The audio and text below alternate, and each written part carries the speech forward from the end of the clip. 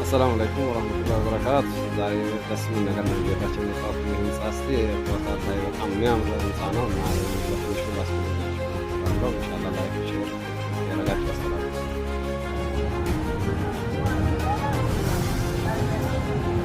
አሰላሙ አለይኩም ወራህመቱላሂ ወበረካቱ። ይህ ህንጻ ማለት ነው መነሻው ከዚህ ጀምሮ ምን እንደሚያክል ይታችኋል። አቋጣር ላይ በጣም ግብዳ ነው። የሚገርማችሁ ነገር በጣም ትልቅ ነው።